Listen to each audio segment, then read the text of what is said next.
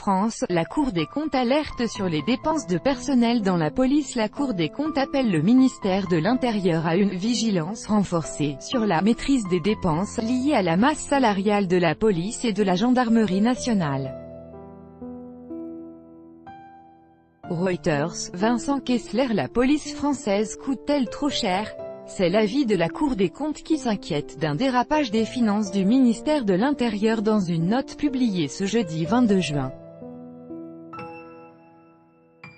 En cause, notamment, le coût élevé des mesures prises pour récompenser les forces de l'ordre, très sollicitées par la menace terroriste.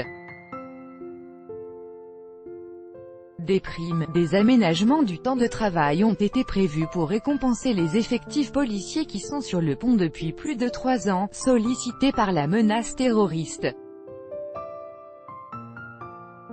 Des mesures auxquelles s'ajoute un plan de revalorisation des carrières et d'importants recrutements. 10 000 nouvelles embauches sont prévues d'ici 2022. Les magistrats de la Cour des comptes s'en inquiètent. Sans juger ces mesures sur le fond ou sur leur pertinence, ils constatent simplement le fait mathématique: les objectifs d'économie sont compromis. Le gouvernement ne voit pas de problème pour chaque ministère, le Parlement fixe un plafond de dépenses à ne pas dépasser.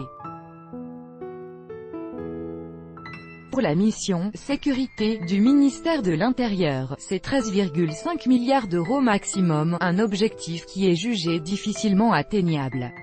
Tenu par la loi de répondre aux inquiétudes de la Cour des comptes, le gouvernement, lui, ne voit pas de problème.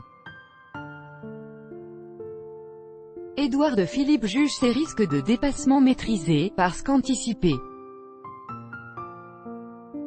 Le Premier ministre explique également que des économies doivent d'ailleurs intervenir, avec par exemple des diminutions d'effectifs dans les états-majors.